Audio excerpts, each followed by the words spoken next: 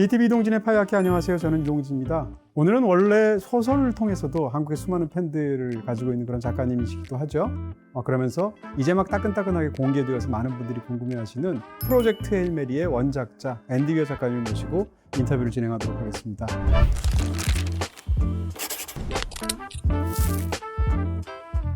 작가님 만나뵈서 대단히 감사합니다. 지금부터 작가님과 각가지 여러 가지 이야기들을 여쭤보는 시간을 갖도록 하겠습니다. 저는 영화평론가 이동진이라고 하고요.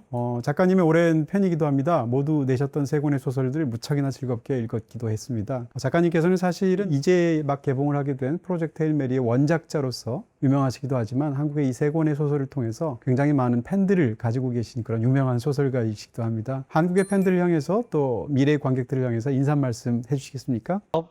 Hello, Korea. Thank you so much for enjoying my novels, and I hope you enjoy Project Hail Mary. 네, 오늘은 이제 영화와 그다음 또 이제 작가님께서 쓰셨던 소설 내용을 또 이렇게 함께 애둘러가면서 질문을 드리도록 하겠습니다. 사실은 이제 작가님의 소설들을 읽어온 한국의 독자들이 굉장히 많은데요. 그럼에도 불구하고 영화가 막 이제 시작이 되어서 더욱 많은 사람들이 이 이야기에 매혹되지 않을까 싶습니다. 원작자의 반응이 가장 궁금한데요. 실제로 영화를 만드신 분들은 과연 원작자는 이 영화를 어떻게 즐길까를 무척이나 노심초사하면서 걱정하면서 기다리게 됩니다. 원작자로서 이 이야기를 만든 창조주로서 앤디 웨어 작가님께서는 이 영화를 처음 보시고 나서 어떤 생각을 하셨습니까? I'm extremely happy with the adaptation. It's very true to the novel. I couldn't have asked for a better adaptation, and I knew that I knew in advance it was going to be true to the novel because that's why we picked Drew Goddard to be the screenwriter. He did The Martian, and he did a very good job on that.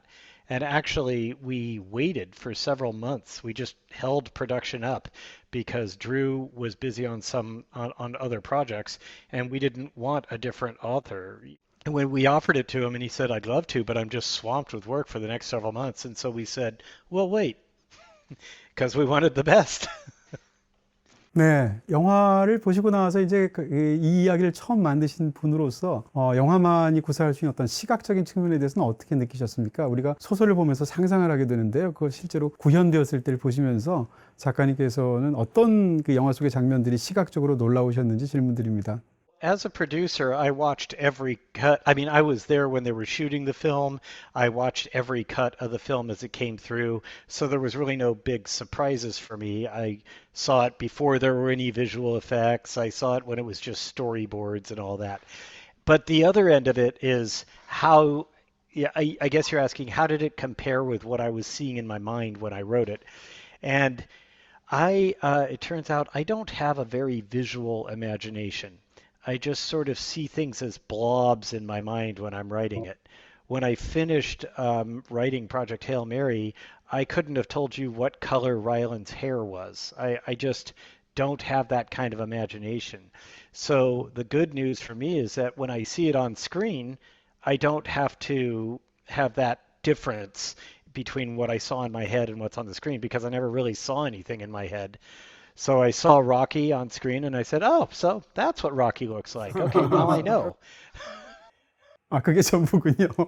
네, 작가님으로서는 사실 이제 이야기를 하시면서 저는 구체적으로 상상을 하는 줄 알았는데, 그렇지 않았다고 말씀하셔서 굉장히 놀랍고요. 지금 방금 전에 말씀하신 것처럼 이제 락키 같은 그런 그 극중의 캐릭터는 외계인이기도 하고 어떤 그 형체로부터 시작해서 어떤 목소리나 사운드나 이런 측면들까지 영화화된 것은 사실은 소설 속에서 묘사된 것하고 어떻게 보면 완전히 구체화된다는 측면에서 다르게 느껴질 것 같습니다. 지금 말씀하셨으니까 이 락키에 대해서는 보시면서 어떤 생각하셨습니까? 영화 속에서. Well, I first saw Rocky as a puppet, because Rocky is almost entirely in the movie when you see him. That's a practical effect. He's actually a puppet being controlled by puppeteers. And I was really impressed with him. I had invented in my mind what an Iridian looked like, a central thorax with 5 legs, but in my mind, I have a blobby imagination, so I didn't know if the legs were thin or fat or smooth or bumpy. I didn't know any of that. So when I first got to see Rocky in the model shop, I was like, wow, that's awesome. And so, yeah, it was great to see it come together. It was a team of 5 puppeteers. We called them the Rocketeers. And they would control him and stuff, and they'd be, underneath the set or hanging from wires or stuff, and then we had to digitally remove the sticks and the puppeteers and stuff. But it was really quite a production to make Rocky as real as possible, and making him a practical effect meant it gave Ryan another actor to play off of, because the head puppeteer in the English version, at least, the head puppeteer is also the voice of Rocky. So he's the one the two of them would ad lib and make up their own lines and act, and you can't do that when it's just a tennis ball on a stick. 네, 라일랜드 그레이스를 연기한 라이언 고슬링에 대해서도 한번 질문을 드리고 싶습니다. 사실은 영화 속에서 거의 모든 장면에 등장하는 주인공으로서 또 확고한 할리우드 스타로서 라이언 고슬링 씨가 이 그레이스라는 사람을 연기를 했는데요. 이 라이언 고슬링에 대해서는 어떻게 느끼셨습니까? He had an amazing performance.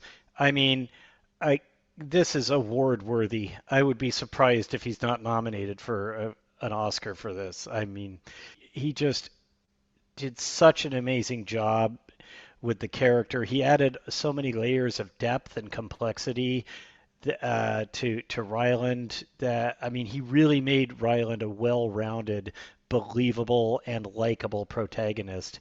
And you believe him. He's infectious. He makes all the other actors good because he just exudes this realism in his performance. He's a fantastic actor and a real professional too. He worked hard on that movie, hanging from rigging all the time and working 12 hours a day, 6 days a week. And that doesn't even include 2 hours of commuting back and forth from London to the set. And he really is quite a professional. And he's a very nice person too, by the way. Just a very pleasant person. 제가 뭘 광고하면 될까요? SK 브로드밴드의 공식 온라인 샵 B 다이렉트 샵 요것만 말씀해 주시면 돼요. 너무 쉽네요. 그죠? B 다이렉트 샵. 아니, 샵 아니고요. 샵입니다. 샵. SHOP 샵. 샵이요. 샵. B 다이렉트 샵. 홍철님 샵 하고 있잖아. B 다이렉트 샵. 인터넷부터 IPTV. 다이렉트니까 하루의 스케일이 다르다. B 다이렉트 샵. 네, 아르테미스와 마션을 포함해서도 이 작가님의 세 권의 소설 중에서도 이번에 프로젝트 헤일 메리는 가장 큰 어떤 야심찬 그런 이야기를 갖고 있다고 할 수 있을 것 같습니다. 무려 11.9광년이나 더 멀리 떨어진 어떤 그런 곳으로 가는 주인공의 여정을 다룬 그런 작품이라고 할 수 있을 텐데요. 인류의 운명이 달려져 있기도 하고요. 제가 여쭤보고 싶은 것은 이런 방대하고도 독특한 이야기를 처음 구상하실 때 작가님께서 가장 먼저 떠올린 것은 어떤 거였습니까? 인물이었습니까? 아니면 특정한 어떤 과학적인 질문이었습니까? 아니면 이 모든 이야기의 장대한 끝이었습니까? Well, it was actually several different science fiction story ideas that I'd had over different years. I had one idea of, hey, it would be neat if a story about an astronaut who wakes up aboard a spaceship with amnesia and has no idea what he's doing. That seems interesting. Another idea I had at a different time was I'd love to do a first contact story. And another idea was I would really love if we had a mass conversion based fuel, not 1,000 years in the future, but right now with today's technology, what would we do if we had that fuel? And then I also had written 10 years ago, I had written a big chunk of a book.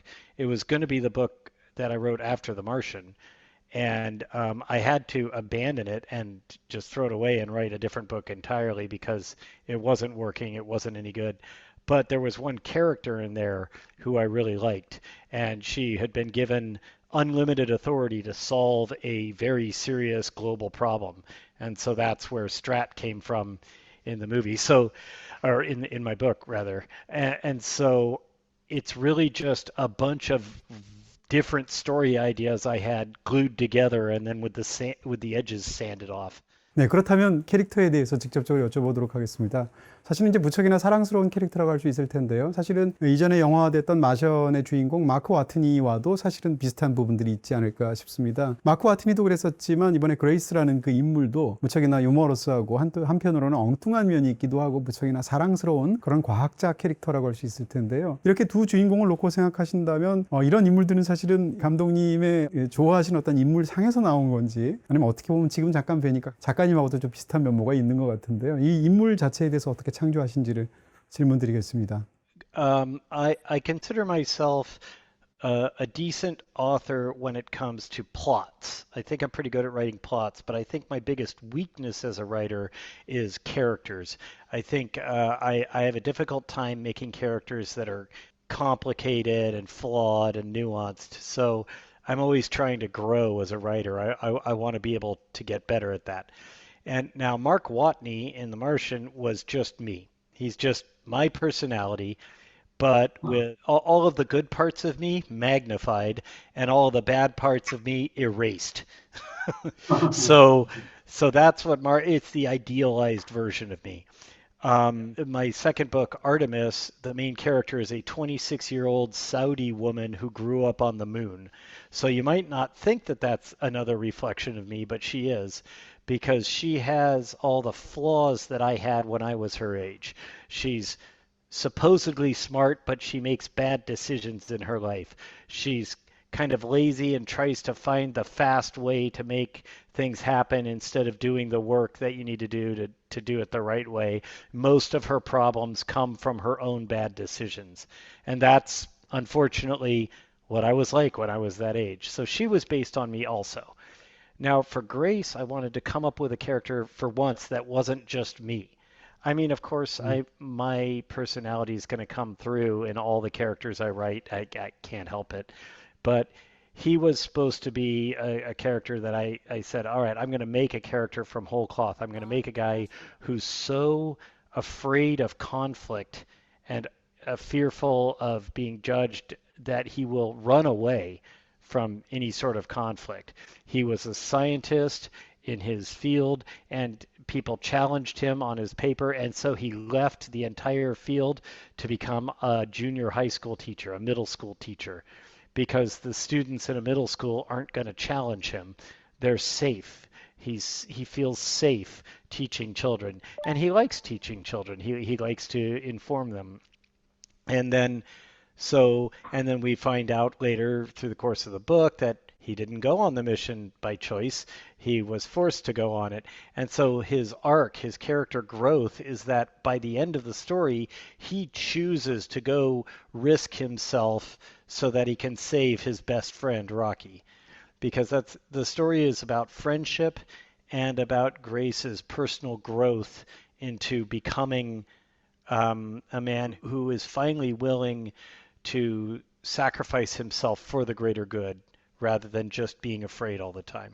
그렇게 말씀해 주시니까 그 연장선상에서 다시 한번 마션과 하나를 비교해 보고 싶습니다. 마션이라는 영화가 워낙 또 많은 분들이 좋아하시는 영화니까요. 마션과 이 프로젝트 헤일 메리는 완전히 다른 이야기임에도 불구하고 또 굉장히 흥미로운 설정상의 공통점이 있는 것으로 느껴집니다. 굉장히 낙천적이고 유머러스한 주인공이 어찌할 수 없게 우주에서 혼자밖에 남지 않은 상황에서 아주 당황하면서 깨어나면서 사실상 이야기가 시작된다는 공통점이 있고요. 또 한 가지는 그렇게 낙천적이고 사람을 좋아하는 캐릭터임에도 불구하고 우주에는 사실상 인간으로서는 그밖에 없는 그런 상황 속에서 이야기가 펼쳐진다는 공통점이 있습니다. 저에게 더 흥미롭게 느껴지는 것은 지구에 남겨진 사람들은 이 한 명의 주인공들을 위해서 정말 어떠한 갈등도 보이지 않고 전 지구적인 협업을 통해서 그 사람을 지원한다는 그런 공통점도 있죠. 그러니까 제가 작가님께 질문 드리고 싶은 것은 이런 것입니다.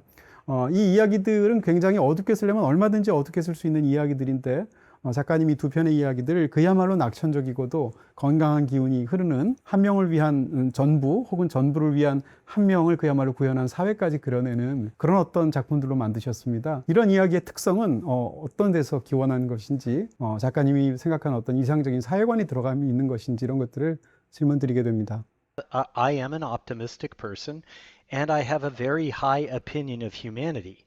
So I don't think that that's too fictional to describe humans that way. You know, people come together in a time of a crisis, and they help each other, and that's fundamentally who we are as a people. And so I guess it's not an aspiration of mine, it is just my belief in what we are right now. I have a very high opinion of humanity. I think we're pretty cool. I mean, you know, remember a couple of years ago, those miners in Chile got trapped underground and there were about, I don't know, there were like 50 of them or something like that, or 30 of them, and the entire world watched as NASA got involved to help rescue them. Everybody got together to save these Chilean miners that nobody knew personally. It's just as a people, humanity, we care about each other at a deeply fundamental level, and I think that's beautiful. And I really do think that that's how we are. 3년 약정보다 저렴한 1년 약정 인터넷 비다이렉트 샵에서는 모두 다 가능. 비다샵 가능. 프로젝트 헬메리를 몇 해 전에 책으로 읽으면서 너무나 재밌게 보면서 저는 이게 왜 이렇게까지 재밌을까를 자문해 본 적이 있습니다. 제 나름대로 생각했던 것은 이 소설 속에서 끊임없이 매 장마다 등장하게 되는, 그러니까 어떤 상황 속에서 이해할 수 없는 것들이 보이게 되고 거기에 대해서 주인공이 질문을 던지게 되고 그 답을 얻어내는 과정 속에서의 과학적인 사고방식, 그 해결 방식 자체가 즐거운 것이다라고 저는 느끼게 되었던 건데요. 질문 드리고 싶은 건 그렇습니다. 이 소설 속, 그리고 또 이 소설을 옮기게 된 영화 속에서는 수많은 질문들로 제시가 되고 그 질문이 답을 이끌어가는 형식 속에서 이야기들이 전개가 되게 되는데요. 작가님이 생각하셨던 이 이야기에서 가장 중요한 질문은 어떤 것이었는지 저 역시 질문을 드리게 됩니다. Questions, I'm not sure. I don't know if there are specific questions I ask in the novel. When I'm writing a story, I'm not really focused on trying to make the reader think, and I'm not trying to change your mind on anything. There's no symbolism and there's no deeper meaning. My only objective is to entertain the reader. That's all I want. So as you said, when you're reading it, right at the end of a chapter, I'd always make sure to be sort of a cliffhanger to make you want to keep reading into the next chapter. I have a way when I'm writing my books and when I'm editing them, I think to myself, I imagine that I'm a reader, and I imagine that it's 2 in the morning, and I'm reading in bed at night. It's 2 in the morning, and I'm getting tired, and I finally say, like, okay, it's time to put this book down and go to sleep. I want to know what paragraph you were reading when you put that book down, because that paragraph has got to go. I want to keep you up all night. I don't want you to get a good night's sleep when you're reading my book. I want you not to be able to put it down. And so that's what I'm trying to do. I'm always very, very conscious of the reader's experience. I want them to be obsessively pulled through the book. So I would say that I'm not there to ask any questions or to change your mind or to make you think about anything or to make you question any of your beliefs. I just really am very focused on entertaining you. But I would say the central premise of the entire book is friendship. It's about the power of friendship, how important it is, and the sacrifices people will make for the people that they care about. 네, 굉장히 인상적인 말씀 해주셨습니다. 그에 이어지는 그럼 질문 하나를 더 드리고 싶습니다.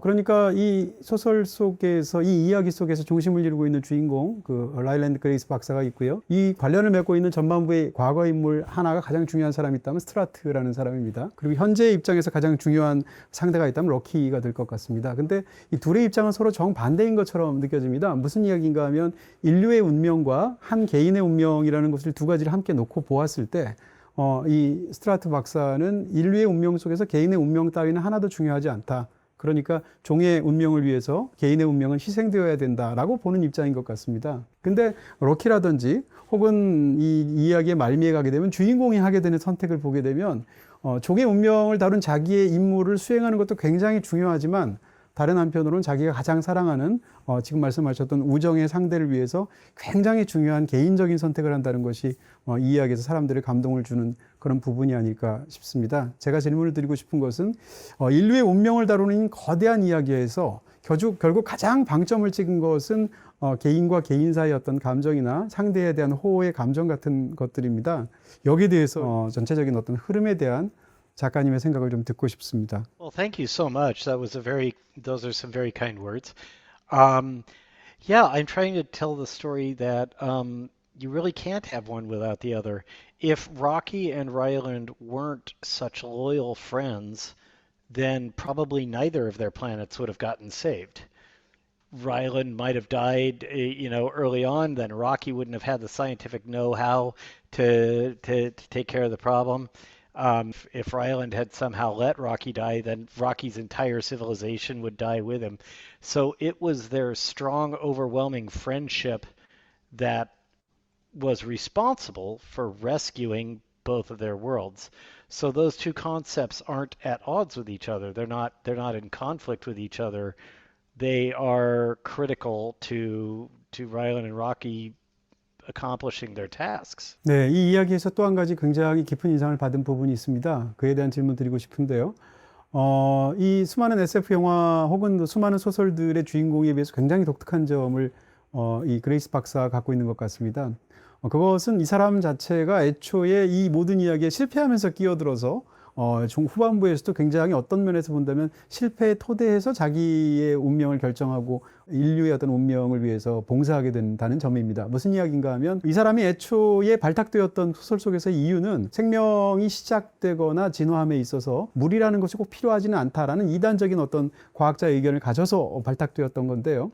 근데 이 발탁의 결과로 그가 첫 번째 했던 것은 아스트로파지라는 것 자체가 물 성부분이 대부분이다. 다시 말해서 자기의 원래 가졌던 과학적인 견해가 틀렸다라는 것을 본인이 밝힘으로써 이 모든 일을 시작하게 됩니다. 그리고 이 이야기의 맨 마지막에 가게 되면 그가 선발되는 과정에서 사실은 그가 그것을 원치 않고 피하고 싶었는데 어쩔 수 없이 합류하게 되었다라는 것이 드러나게 됩니다. 제가 질문드리고 싶은 것은 인류를 구한 영웅에 관한 이야기임에도 불구하고 이 사람은 애초에 실패로부터 시작을 했고 그리고 또 이 여정 자체를 본인이 원해서 간 것이 아니라는 방식으로 후반부에 등장하게 되는 것이 무척이나 흥미롭습니다. 어떻게 보면 실패자이거나 반영웅 같은 면모를 가진 사람이 영웅이 되는 이야기입니다. 여기에 대한 작가님의 생각을 듣고 싶습니다. Yeah, I mean that was intentional because it was really important to me that Ryland doesn't come off like this, unflappable hero who can do no wrong. It's kind of a screw up. He kind of makes mistakes a lot.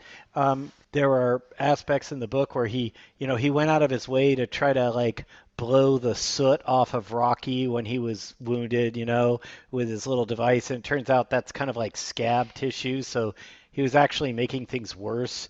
And he makes a lot of mistakes through the book. When Rocky was just trying to tell him, hey, this is iron. This is the element iron. And Ryland goes through all these ridiculous things to try to figure out what he's talking about, but then realizes it was actually very simple. And so there's a lot of places where Ryland goes completely off the mark and makes mistakes. But the thing to remember is that Ryland's a scientist. Making mistakes is an important part of science. You make an assumption, you test it, it doesn't work. Now you know that assumption's wrong. Try something else, and so on. And so I didn't want him to be right all the time. I don't know about you, but I hate it when the main character is right all the time about everything. I want them to be flawed. I want them to make mistakes. 네, 이제는 간단하고도 좀 약간 좀 궁금한 질문을 두 가지만 드리면서 인터뷰를 마치도록 하겠습니다. 먼저 드리고 싶은 것은 이 영화를 보시면서 이 영화 속에서 가장 마음에 들어했던 그 작가 입장에서 가장 좋았던 장면은 어떤 것인지를 먼저 질문 드립니다. Well, I kind of have two favorite scenes. My favorite scene to kind of experience on the personal level is the first contact scene when Rocky and Ryland first start talking to each other and figuring out a shared language and communicating. That's a really fun scene for me. But in terms of sheer visual spectacle and the absolute beauty it is when you watch it on a big screen is when they're trying to get the atmospheric samples from the planet Adrian. That is just an incredible sequence. 마지막 질문일 것 같습니다. 이 정도의 우주에 관한 뛰어난 소설을 3권 혹은 그 이상을 쓰시는 그런 작가라면 우주에 관한 어떤 개인적인 꿈이 있지 않을까라는 생각으로 마지막 질문 드립니다. 만약에 우주에 가실 수 있다면 어디를 가시고 싶으신 건지 아니면 그 중에서도 특히 어떤 스타일의 우주여행을 하시고 싶은지를 질문을 드리고요. 또 오늘 인터뷰에 사실은 찬조 출연, 같이 출연을 하게 된 룸메이트가 있었는데 고양이가 너무 눈에 밟혀서 저 고양이 이름도 한번 여쭤보고 싶습니다. Well, to answer the first question, I do not want to go into space at all. I wouldn't want to go into space at all. I write about brave people, but I'm not one of them. I have to take pills just to calm myself down when I go on a plane. I'm a very I have anxiety issues. I would never be able to go into space.